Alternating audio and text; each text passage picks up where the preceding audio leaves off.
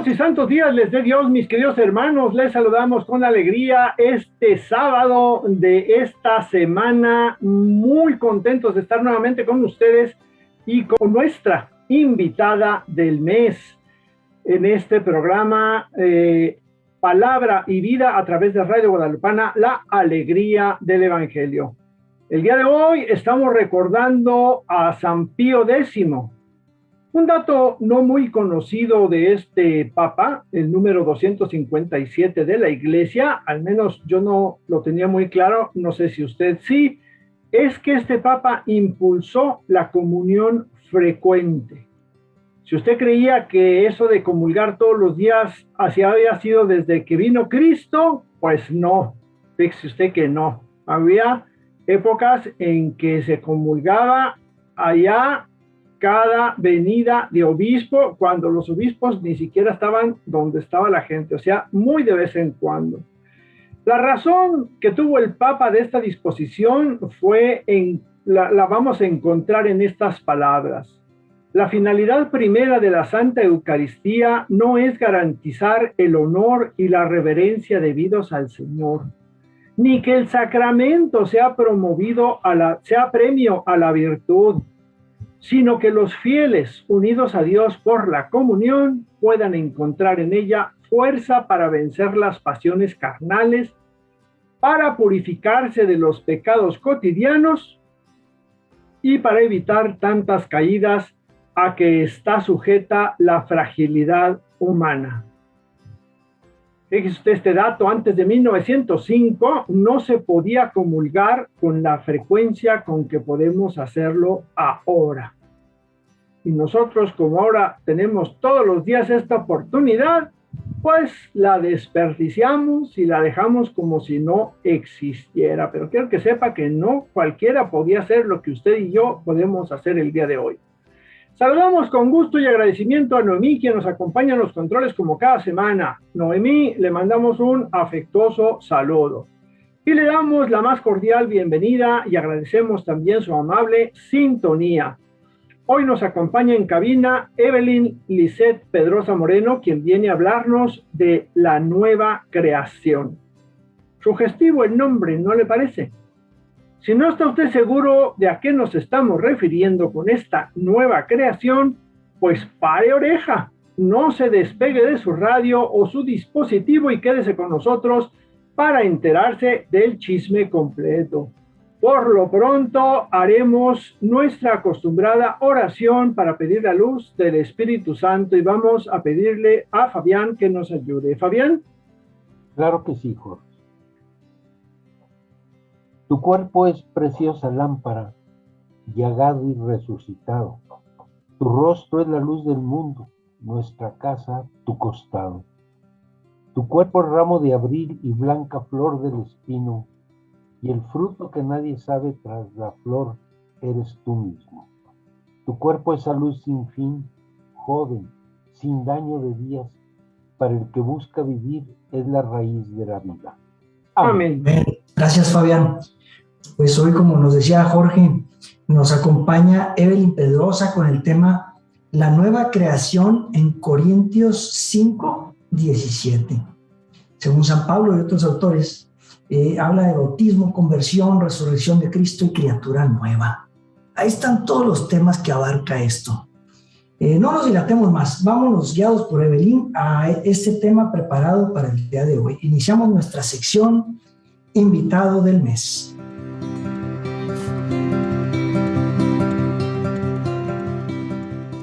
Evelyn, buenos días. Bienvenida a tu casa nuevamente, a esta casa de Palabra y Vida, en donde ya estuviste un tiempo haciéndote cargo del micrófono. Con agrado te recibimos nuevamente y nos gustaría que nos contaras cuál fue el motivo para escribir sobre este tema.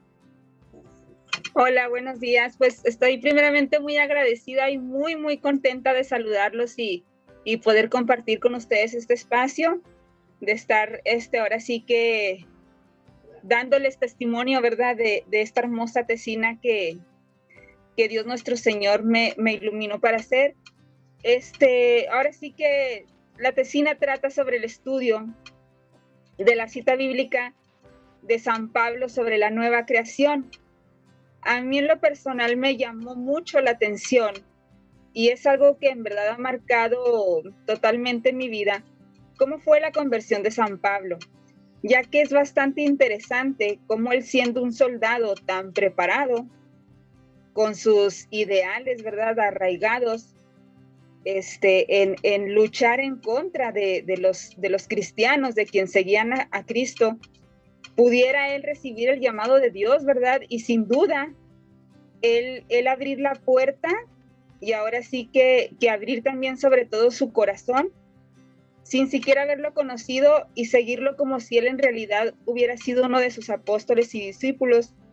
Y ahora sí que esta conversión, hermanos, con todo nuestro corazón, pues nos invita a todos, ¿verdad?, a seguir y creer en Cristo Jesús, así como lo llamaba San Pablo. Y pues ahora sí que les hago esta también atenta invitación a todos ustedes que nos están escuchando el día de hoy. Gracias, Evelyn. Ciertamente el encuentro con Cristo hace que las cosas viejas se conviertan en nuevas, tengan un nuevo color, un nuevo brillo, como tú dijiste. Y no todo el mundo ha llegado a este paso, sobre todo los que no buscan, los que viven su cristianismo por encimita. Pero bueno, para eso son estos temas que ustedes nos comparten, para picar la curiosidad y motivar a profundizar hasta llegar a este encuentro. Entonces, vamos a iniciar con el desarrollo del tema. Primero, una breve biografía de San Pablo para recordar quién fue. Claro que sí. Ahora sí que, bueno, su nombre original era Saulo de Tarso, porque Saulo viene del primer rey del antiguo Israel, también conocido como Pablo de Tarso, ¿verdad? Así se le conocía a San Pablo. Tiempo después la Iglesia Católica le llamó San Pablo. Él nació entre los años 5 y 10 después de Cristo, en Tarso de Cilicia, y es conocido como el apóstol de los gentiles, o el apóstol de las naciones, ¿verdad? Porque él, pues ahora sí que con todos los viajes que realizó, llegó a evangelizar varias partes distintas, ¿verdad? Que otros apóstoles nada más se dedicaron a evangelizar dentro de la misma Israel. Este apóstol es considerado uno de los discípulos más importantes de Jesús, pero fíjense qué contradictorio, ¿verdad? Porque ahora sí que San Pablo no lo conoció, no tuvo esa fortuna de convivir, ¿verdad?, como los demás apóstoles, y cómo él se interesó tanto en la vida de Jesús, solamente por lo que aquellos le platicaban, ¿verdad? Ahora sí que por sus propios testimonios que ellos vivieron junto a Jesús.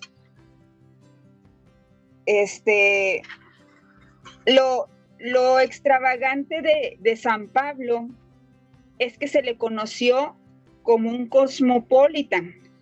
¿Por qué le llamaban así? Porque su persona se basaba en 3 mundos y 3 culturas. Viene del hebreo de nacimiento y de religión, y se expresa con el idioma y los modos del helenismo, ¿verdad?, en aquel tiempo. Además, él era un ciudadano romano que se identificaba fielmente con el marco político administrativo del imperio, por eso él llegó a ser un soldado. Y el hebraísmo lo marca en forma indeleble desde el nacimiento, en que dice: yo soy judío originario de Tarso, ciudadano de una importante ciudad de Cilicia. Todo esto, hermanos, pues ahora sí que nos remonta, ¿verdad? Y nos lleva extrañamente al año 36, cuando los jefes de los sacerdotes de Israel le confiaron la misión de buscar y hacer detener a los partidarios de Jesús en la ciudad de Damasco. Como bien recordamos, ahí en esa ciudad de Damasco fue donde se dio su conversión, ¿verdad? Ahora sí que repentinamente le rodeó un resplandor de luz desde el cielo. Él cayó en tierra y oyó una voz que le decía: Saulo, Saulo, ¿por qué me sigues? Y él dijo, ¿quién eres, Señor?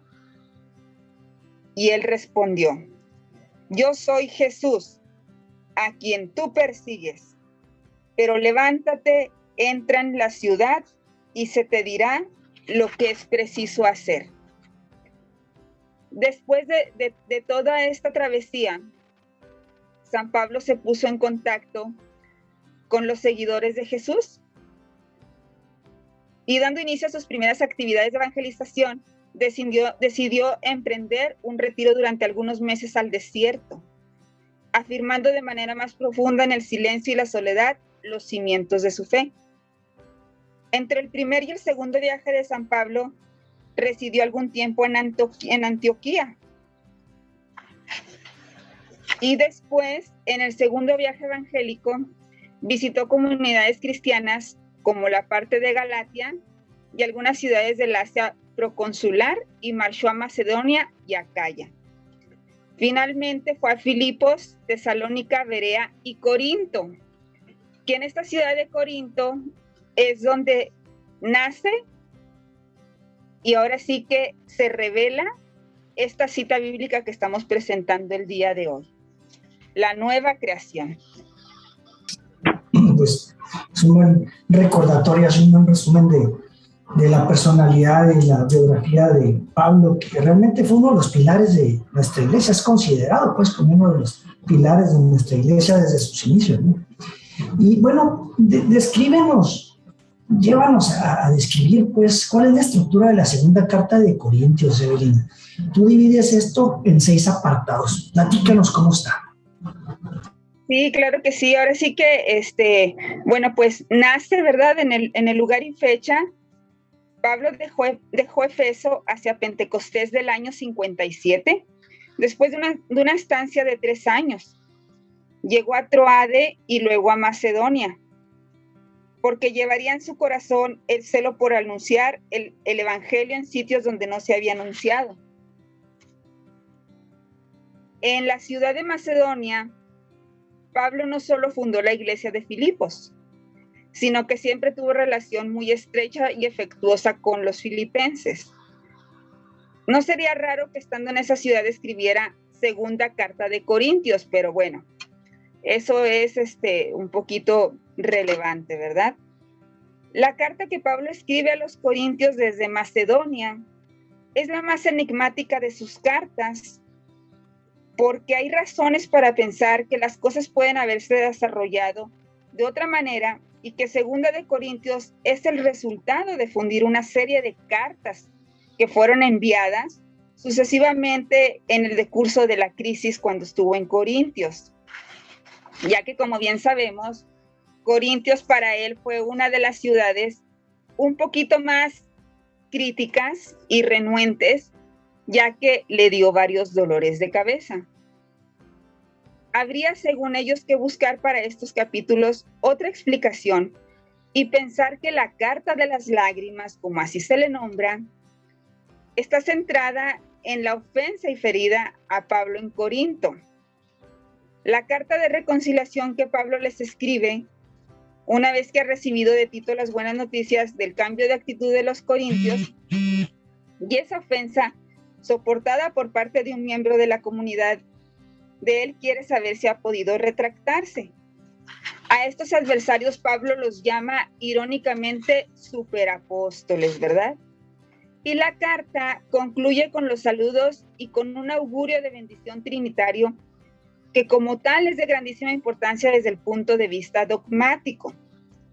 Hay que hacer notar que esta segunda de Corintios no es en realidad la segunda carta de 2 que haya escrito Pablo, sino que más bien son 4 cartas las que se escribieron, ¿sí?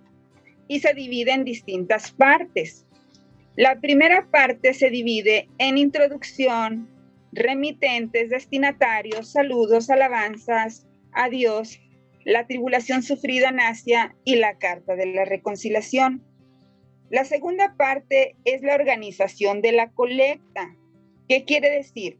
El pequeño tratado sobre las colectas para la iglesia de Jerusalén para superar sus pequeñas dificultades. La tercera parte, autobiográfica y polémica, es un pasaje definido como una obra de arte literaria de Pablo como escritor y orador, porque se dice que es una carta con muchas lágrimas. ¿Por qué? Es una de las cartas que se ha perdido y finalmente la primera tiene una estructura bien armonizada, en la segunda hay elementos de heterogeneidad literaria y hay una relación todavía menos explícita en la segunda parte del tema de las colectas. En la conclusión es un saludo que se utiliza en el rito de entrada de la misa. La gracia del Señor Jesucristo, el amor de Dios y la comunión del Espíritu Santo permanezca con todos ustedes.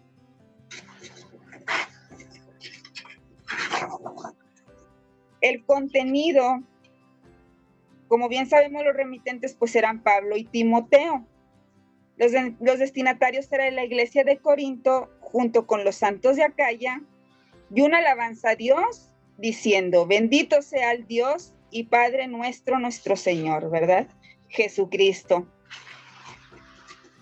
Pablo defiende apasionadamente su condición de apóstol y combate a sus adversarios con expresiones que en más de una ocasión parecen excesivas. No es su persona la que realmente cuenta, sino la correcta difusión y comprensión del mensaje evangélico, ¿verdad? Que es lo que él quiere hacer. Un ministerio apostólico que entiende ante todo como servicio y entrega. En Corinto debieron hacer acto de presencia unos predicadores itinerantes procedentes de las comunidades palestinas. En un primer momento, Pablo confía en atajar la crisis y reconducir la comunidad al buen camino, sin tener que recurrir a medidas y procedimientos drásticos. Es el tono conciliador que todavía se refleja en 2 de Corintios 2:14. Y en estos dos bloques literarios tienen como protagonistas a las mismas personas. Ahora sí que nos hace pensar en judíos cristianos de talante abierto y liberal. No imponen la circuncisión a los paganos, mas no urgen la observación minuciosa de la ley de Moisés. No pertenecen a los judío-cristianos radicales que provocaron la crisis en Gálata. Pero en lo que sí coinciden con estos es en atacar a la persona y la doctrina de Pablo. Por eso esta carta se le llama la carta de las lágrimas, porque Pablo se sintió tan ofendido de saber que su evangelización y su doctrina pues no fueron bien aceptadas por los corintios. Gracias, Evelyn, por tus comentarios, tu guía, la descripción que nos haces tan detallada. Vamos a tener que detenernos aquí un momentito y vamos a ir rápidamente a unos mensajes. Regresamos, no se vaya, mi querido hermano. Bien, mis queridos hermanos, pues estamos regresando a su programa Palabra y Vida con este tema que Evelyn Pedrosa nos trae el día de hoy, la nueva creación en 2 de Corintios 5:17, según San Pablo y otros autores: bautismo, conversión, resurrección de Cristo y criatura nueva. Así como que haciendo una recapitulación muy rápida, Evelyn nos dio una semblanza del apóstol de los gentiles, San Pablo, y una muy interesante reseña de la estructura de la segunda carta a los Corintios, en la que incluye la crisis por la que atravesaron los integrantes de esta comunidad, ¿no? Entonces, bueno, hasta aquí estamos. Jorge. Sí, Luis, gracias. Fíjate que aquí hay dos cosas que me llaman la atención y que quisiera comentar. Por un lado está la cuestión de Corinto, ¿no? Lo que era Corinto, la mala fama que tenía. Y no sé por qué me viene a la mente la mala fama que tienen algunas ciudades, entre las que desgraciadamente se encuentra la nuestra, que nos conocen en Europa y en Asia, no por otra cosa, sino por los feminicidios, que es una noticia que dio la vuelta al mundo. Sin embargo, sí tenemos varias cositas que si nos ponemos a analizar vemos que no andamos tan disparatados con los corintios de entonces. Eso lo cual quiere decir que el mensaje de esa carta nos debe de quedar muy bien el saquito, ¿verdad? Quizá un botoncito arriba, un botoncito abajo, pero bastante a la medida nos puede quedar el contenido de esa carta si ponemos la debida atención. La otra cosa que me llama la atención y que quisiera compartir con la gente que nos escucha es que me ha gustado cómo Evelyn, para llevarnos a una cita bíblica de donde ella saca su reflexión, va contextualizando, nos va poniendo, y eso me llamó la atención por los comentarios que hiciste ahorita a la entrada. ¿Quién era Pablo? ¿Cuál es la estructura de la carta? ¿Cómo estaban las comunidades nacientes, recién formadas de los corintios en medio de una ciudad tan cosmopolita y tan relajienta, por no decirlo más feo, que eran los corintios, ¿no? Entonces, pues a lo mejor es una manera muy bonita y es parte de lo que aprende uno en el instituto. Por eso les recomendamos que se pongan a estudiar la Biblia, sino que con nosotros no le hace. Pero tome un curso de Biblia porque le ayuda precisamente a poder sacar el mensaje, como lo está haciendo Evelyn, y podamos entender de qué estamos hablando. Y no leer la Biblia como un libro antiguo, ¿no? Entonces, fíjate qué importante es poner todo el antecedente para llegar a lo que vamos a llegar, que es precisamente la cita que ha llamado la atención de Evelyn y que mucho ojo y mucha oreja vamos a poner atención a ver qué el Señor nos quiere comunicar también junto con Evelyn a través de esta cita bíblica. Evelyn, vamos entonces ahora a la cita de tu tesina. Claro que sí, Jorge. También les extiendo la invitación a estudiar en el bíblico. La verdad ha sido para mí una experiencia muy satisfactoria porque pues ahora sí que pude descubrir bastantes cosas, ¿verdad? Y sobre todo entender mucho mejor la palabra de Dios. Esta cita bíblica está basada en 2 de Corintios 5:17. La elegí porque en lo personal yo me identifico con esta cita bíblica. Dice, porque si alguno vive en Cristo, es una nueva creación. Lo viejo ya ha pasado. Ahora todo es nuevo. Fíjense qué importante, queridos hermanos, lo que estamos diciendo el día de hoy, porque estamos ante una nueva alianza. ¿Qué quiere decir? Que es nuevo su ministerio, ¿verdad? Y sus ministros, quienes ahora han de vivir y servir para quien murió y resucitó por todos nosotros. Nada se consigue sin abandonar lo que aleja de la vida nueva en Cristo. Notas disyuntivas de ministros y ministerios es el servicio generoso y honesto ante Dios y los demás, favoreciendo el encuentro de todos con el Señor. Desde la perspectiva del apóstol San Pablo, la renovación de la iglesia requiere que sus ministros vuelvan a encantarse con el ministerio propio de la nueva alianza. Muy bien, excelente lo que nos estás comentando. Ya escuchamos la cita. Ahora veremos qué significa lo de la criatura nueva. A ver, platícanos. Claro que sí, lo que San Pablo intenta justificar ante la comunidad de Corinto, como bien lo comentaba Jorge, que era una ciudad bastante desordenada, ¿verdad? Como lamentablemente es la de nosotros. Se ponía en duda el valor de su ministerio. Por eso es que el apóstol explica sus diferentes actitudes, ¿verdad? A veces parece un poco enérgico y en otras un poco débil.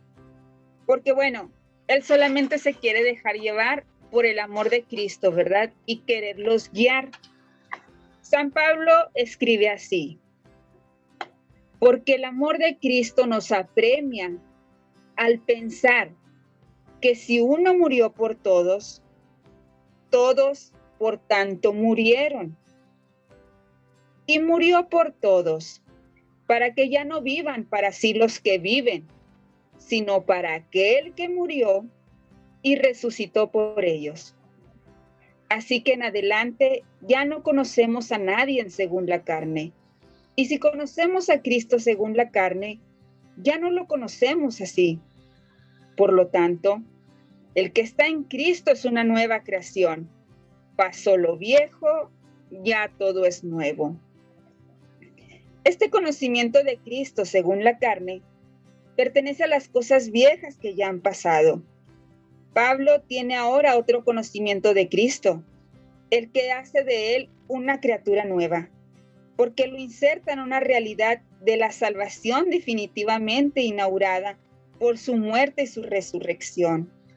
El conocimiento de Cristo según la carne corresponde a un conocimiento basado en los criterios humanos, que prescinden de la fe cristiana en la cual se reconoce y se acoge a la muerte de Cristo en la cruz, como un acto de amor que salva.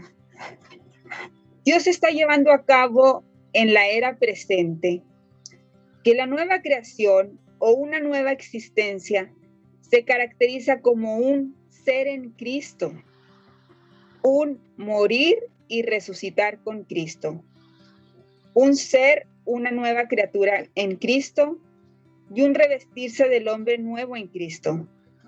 ¿Por qué? Porque Cristo es el verdadero e innegociable punto de referencia del nuevo hombre, del cristiano que ha renacido a una esperanza nueva y viva. La frase en Cristo, junto a la expresión sinónima en el Señor, el uso tan continuado de esta fórmula en Cristo y tantos contextos obedece a la intención concreta de Pablo, de decirnos en qué consiste para él la suma esencia de la fe cristiana, ya que para él esa frase comprendía y resume la totalidad de lo que significa ser cristiano.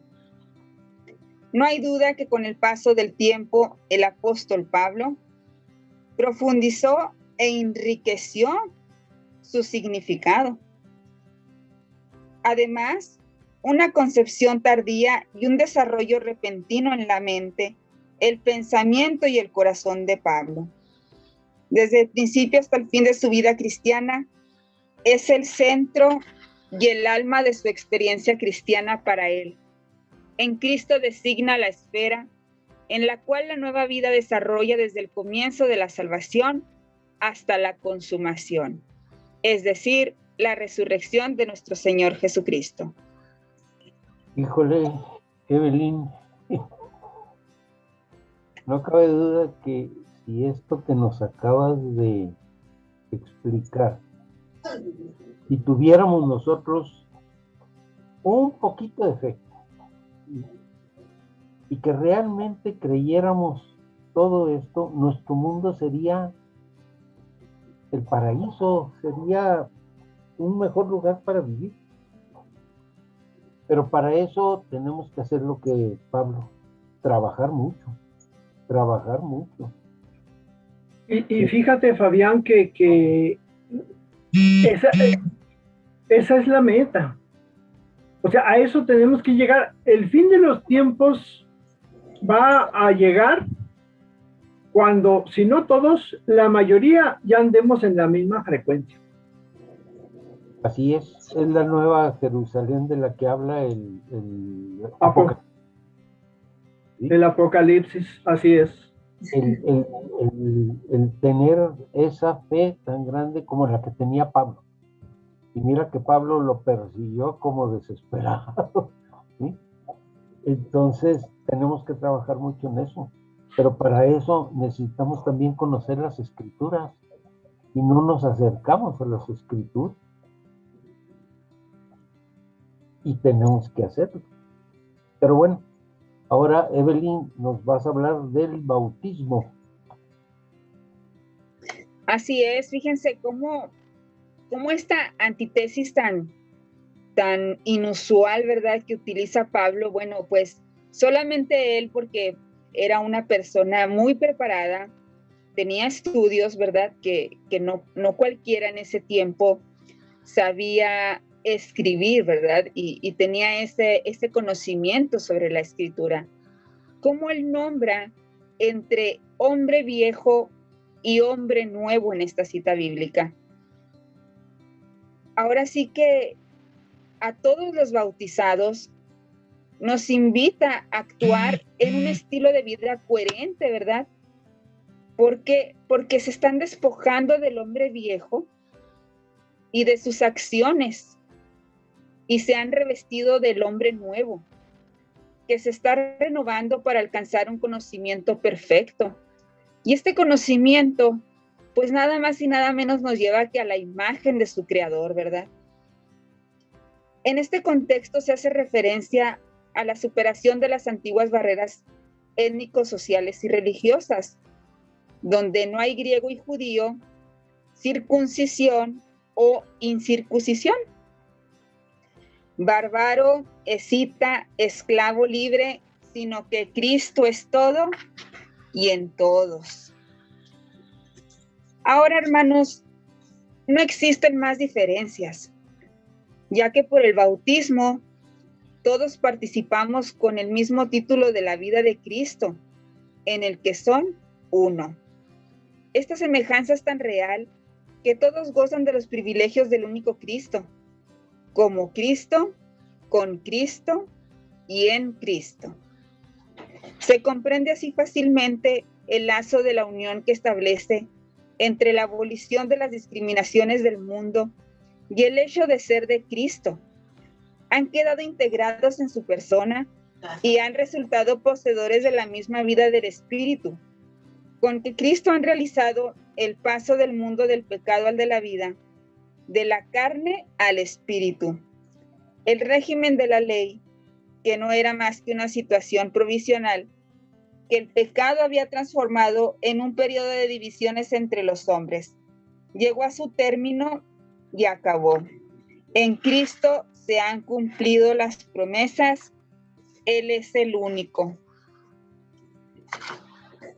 A pesar de esta divergencia de varios puntos de vista, se comprende la razón por la cual el apóstol se sirve de esta expresión, puesto que los cristianos han recibido una nueva vida.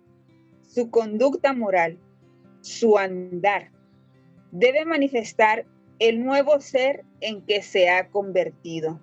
¿Qué quiere decir esto, hermanos? Pues que de nada sirve un bautismo si en realidad nuestras acciones no hablan por sí solas.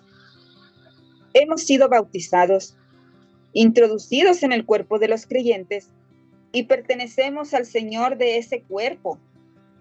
Estas son las cosas viejas que han pasado y el elemento ahora nuevo es la relación que tenemos con el Señor Jesucristo, que se encuentra en la gloria celestial. Ahora sí que los invito a cada uno de ustedes, hermanos, a saber si en verdad tenemos este compromiso de haber recibido el bautismo y de servir a Dios. Uno, la verdad, uno ni cuenta se da de muchos de estos detalles, porque en realidad muy poca gente se acuerda del día de su bautismo. Si tú me preguntas, yo no sé la fecha del día de mi bautismo, y es una fecha de mi nacimiento, ahí empezó mi nueva vida, ¿no? Yo me acuerdo, yo creo que muchos estamos igual, pero pues se supone también que las famosas confirmas, como le dicen los muchachos, ya tienen edad suficiente, ya saben de qué se trata el tema, y mira, a los chicos, chicas les pasa de noche, mano, todo esto. Entonces, en fin, vamos a seguirle avanzando. Vamos ahora al siguiente punto, que es la conversión, que esto se pone interesante. Así es, ahora sí que la conversión, bueno, pues a todo, ahora sí que este tema nos hace temblar, ¿verdad? Porque pues nos hace pensar y reflexionar, ahora sí que adentro de cada uno de nosotros, si en verdad queremos vivir una conversión o no. Y la conversión, hermanos, es la respuesta del hombre a Dios, por la que da crédito a su palabra y se dirige hacia Él. Ese nuevo nacimiento expresa mejor la transformación que Dios opera en la persona. Es el lado humano de la salvación. El nuevo nacimiento, el lado divino. La conversión, sin duda, es un paso adelante en dirección al reino de Dios. Es el resultado de ese paso por el que se obtiene la nueva idea, el nuevo corazón y la nueva mente para Dios. Lo que viene después de la conversión suele ser toda una vida y un proceso de educación y reafirmación en esas verdades de gracia. Es una primera manifestación de la gracia de Dios en la persona convertida. Tiene que ver con el arrepentimiento del pecado, pero se agota en él. ¿Qué quiere decir?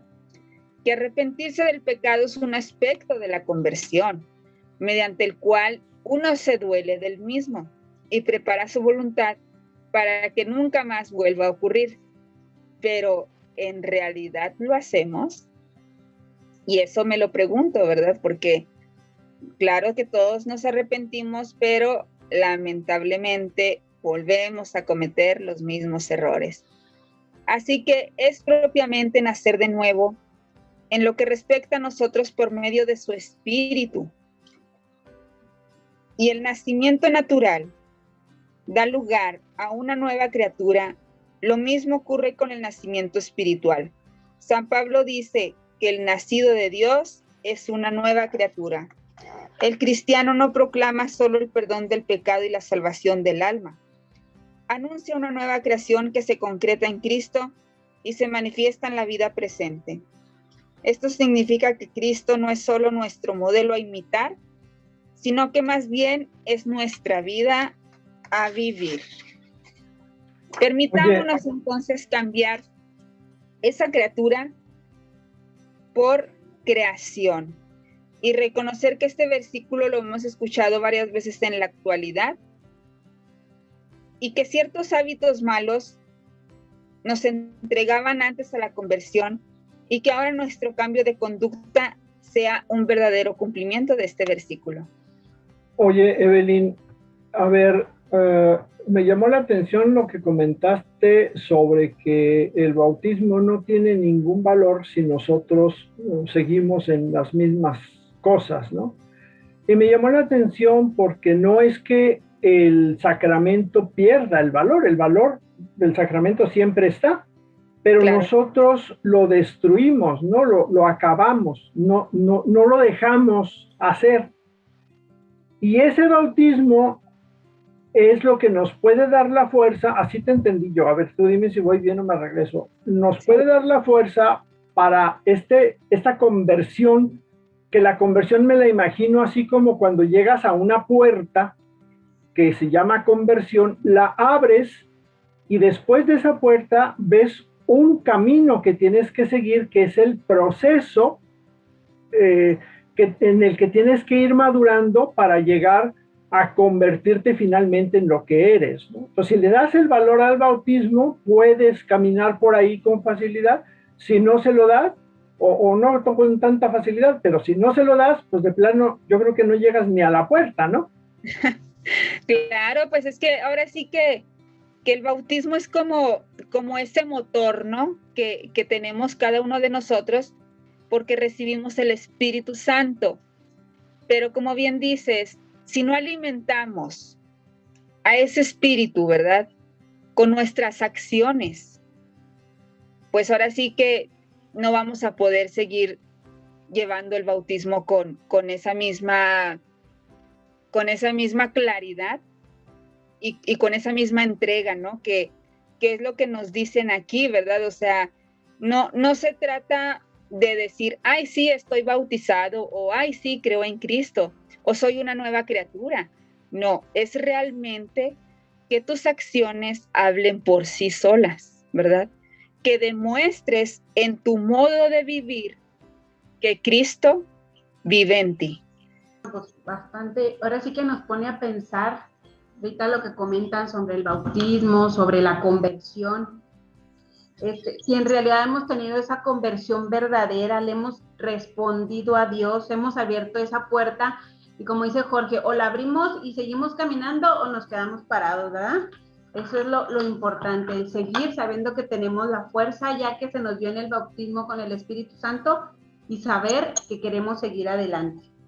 Bueno, en esta parte con la que me quedo yo en cuestión de la conversión, creo yo que es lo que nos toca a todos, nos toca a cada uno de nosotros. Esto es lo que Dios espera de nosotros y lo que nosotros mismos deberíamos de desear y esperar.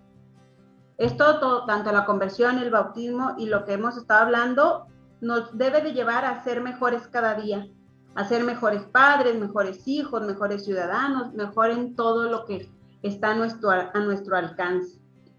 Bueno, Evelyn, ahora platícanos un poquito sobre lo de la resurrección de Cristo. Así es, ahora sí que, como bien dice la hilación entre la resurrección de Cristo y la nueva criatura hecha por Pablo, es quizá una de las mayores contribuciones al esclarecimiento de la doctrina de la conversión.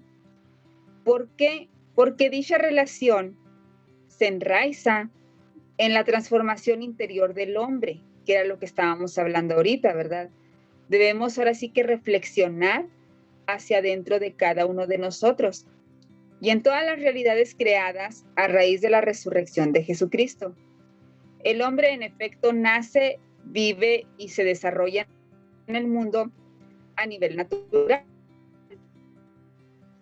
¿Qué quiere decir esto? Que vivimos en todas las realidades terrenas y entramos de algún modo en la configuración de la personalidad espiritual. El mundo no es solo más que el escenario de la vida del hombre, sino también su salvación y la redención plena del hombre que culmina en la resurrección. No sería completa sin la correlativa transformación de las cosas referidas a él. Por eso es la afirmación de Pablo, todo es nuevo. Dicha afirmación concierne al cristiano que se ha convertido a Cristo mejor, aunque haya sido resucitado con Cristo. En un segundo momento, la plena transformación del hombre en nueva criatura no puede darse sin conexión con todo el resto de la creación. Tiene una resonancia especial en el universo de las realidades terrenas. La creación entera, que anhela ser liberada de su esclavitud para participar en la libertad de los hijos de Dios, así como la salida de todas ellas al encuentro con Cristo, configuran el pensamiento de Pablo sobre la nueva creación. No es solo transformación del hombre en una nueva criatura, lo que conlleva la recreación de todo el universo. Significa que la teología de las realidades terrenas, comprendida en la nueva criatura, comporta la promoción del mundo presente, por lo que respecta a la justicia y el amor fraterno. Así vincula Pablo la iniciativa gratuita de Dios en la conversión del hombre con la colaboración de esta invitación de participar en la gloria del Señor resucitado por el poder del Espíritu de la nueva vida. Este avance de Pablo aboca a la nueva creación de todas las realidades terrenas, polarizadas en el hombre, centro de toda la creación. El que les vivificó por su resurrección, de ahí la relación de la nueva criatura con el misterio pascual de Cristo. En la cruz, Cristo asume la humanidad pecadora, tomando sus pecados, y se incorpora verdaderamente su cuerpo y se identifica con él. En él todos han muerto, todos pasan del mundo del pecado de la justicia. Constituidos en la justicia, los cristianos están verdaderamente vivos. Así se les llama a los bautizados, es decir, los que están muertos en Cristo, participan también de la vida de aquel que resucitó por todos. Y esta es la razón por la cual ya no viven más para sí. Han pasado del mundo del pecado, caracterizado por la carne y el buscarse a sí mismos, al mundo de Dios. Entonces, han adquirido una nueva existencia, la nueva creación que está dentro de ellos, la de Cristo que de ahora en adelante vive en ellos. Eso me recordó, Evelyn, lo que decía Pablo, ¿verdad? Ya no vivo yo en mí, es Cristo quien vive en mí. Y luego en la liturgia también me dejó la oración de por Cristo, con Él y en Él. ¿Sí? Esa sería la novedad de la criatura, ¿no? Eso debería de hacernos ver muy claro todo lo que tenemos que trabajar, todo lo que tenemos que hacer. Bueno, pues ya vamos acercándonos al final. ¿Sí? Vamos ahora a reforzar esto de la nueva criatura y nueva creación, Evelyn. Sí, claro que sí. Ahora sí que ciertamente aquí en la vida del Espíritu que se anima a los cristianos, de la que tan ampliamente ha tratado en los capítulos anteriores, por los cuales el Espíritu que da la vida, es decir, el Espíritu Santo.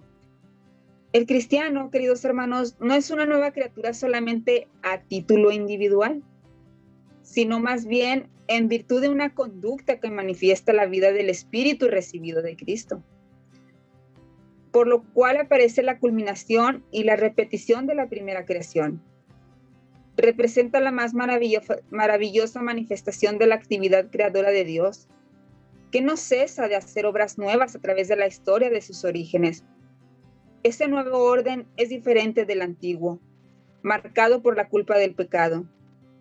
Es como la terminación o el remate de un boceto. Lo que Dios proyectó desde el primer día y persiguió a través de los tiempos, se alcanza y se realiza, se da un remate y culmina en Cristo, que es esa imagen y semejanza de Dios. Por lo cual, los hombres llamados a constituir, el verdadero Dios, su existencia toma una nueva orientación y se convierte en una existencia según Cristo. Tal es el enunciado del tema de la nueva creación según San Pablo. El gran cuadro esbozado en los textos que acabamos de leer reúne demasiados temas para que se pueda apreciar de un solo golpe de vista toda la riqueza y el significado existencial para un creyente. Los creyentes que reciben el Espíritu Santo, el dinamismo del amor, están en condiciones de amarse recíprocamente y llevar a su cumplimiento la ley de Dios. Esta exigencia cristiana, según San Pablo, basada en la fe y actuada en el amor, está penetrada de un optimismo esencial, pero no se trata de un optimismo barato o simple fruto de un buen amor. Pablo es bastante realista. Se da cuenta de que la condición humana, aunque ya redimida por Dios, por medio de Jesucristo está sometida a muchas limitaciones y sufrimientos físicos y sobre todo espirituales, que al final culminan con la muerte. En la práctica misionera y evangelizadora, tiene varios significantes para nuestro ministerio y su mensaje. Nos indica que no solo somos dispensadores de la gracia de la salvación, como perdón de los pecados y la promesa de la vida eterna, sino de la gracia como salvación, pues incluye la regeneración de la creación. Esto es una dimensión escatológica, queridos hermanos, lo que abre camino a través del poder renovador de Dios, que comenzó con la resurrección de Jesús y que continúa de forma misteriosa a medida que el pueblo de Dios vive en el Cristo resucitado y con el poder del Espíritu Santo. Entonces, no debemos de tratar de basar la confianza en la experiencia, sino que todos somos una nueva creación, porque Jesucristo así lo afirmó. Ya no pertenecemos a la vieja creación. Lo viejo ya ha pasado. Ahora todo es nuevo. Recuerden, siempre que estén en Él, estén unidos a Él. De igual manera, Cristo está depositando su confianza en cada uno de nosotros, por lo cual estamos en un lugar de peligro y tentación diaria. Tal vez podemos fracasar de muchas maneras, pero la maravillosa verdad es que el Señor Jesucristo nos ha redimido y que somos en Él una nueva creación. Híjole, Evelyn, esto está padrísimo. Desafortunadamente el tiempo se nos va acabando, nos quedan unos cuantos minutos, así que llévanos a, ya como por último, tu conclusión. ¿Cuál es tu conclusión de todo esto? Bueno, yo lo que les puedo decir, hermanos, es que el que está en Cristo ya no necesita nada, pues Él lo es todo. Y claro que lo es todo, porque nos da el Espíritu Santo para que podamos ver nuestros pecados, reconocer nuestras culpas y llegar a un arrepentimiento de corazón, un arrepentimiento sincero con el cual nacerá un nuevo ser desde lo más profundo, de lo espiritual, que más dicha puede haber que volver a nacer. Bueno, muchas gracias, Evelyn, por todo lo que nos has estado compartiendo. Sí, y pues ahí tienen, hermanos, nos quedamos con esta gran lección y de alguna manera para algunos un gran descubrimiento. Creo que en lo personal, ahora sí que me pongo el saco, diría Luis. Cristo hace nuevas todas las cosas, incluyendo a cada uno de nosotros. Solo hace falta decir sí y sobre todo tener la disposición de corazón. Como decíamos hace unos momentos, es importante profundizar y no quedarnos solamente en leer la Biblia como si se tratara de un libro de historia. Tiene que llegarnos al alma, dejarnos un mensaje, un consuelo y, ¿por qué no?, a veces una buena zarandeada que quizás necesitemos demasiado. Así es, Evelyn, así es. Pues vamos a dejarnos una buena tarea ahí para reflexionar este tema que vale la pena sentarnos a pensar detenidamente en él. Vámonos ya, nos tenemos que ir. Vamos a ver nuestro camino de hoy. Katy, compártenos el camino de hoy, por favor. Ok, con mucho gusto. Bueno, el camino de hoy es el 258. Y nos dice: rechaza esos escrúpulos que te quitan la paz. No es de Dios lo que te roba la paz del alma. Cuando Dios te visite, sentirás la verdad de aquellos saludos. La paz os doy, la paz os dejo, la paz sea con vosotros. Y esto en medio de la tribulación. Pues no cabe duda de que eso también, como decía Fabián, eso es fe. Ahí tienen ustedes, mis queridos hermanos, si lo que está usted haciendo o pensando no le está dando paz, no es de Dios, cámbiale de canal. Nos despedimos con alegría y les deseamos que la paz y el amor de Cristo les acompañen siempre. Estuvimos con ustedes el día de hoy Fabián, Katy, Luis, Evelyn y Jorge en una emisión más de Palabra y Vida.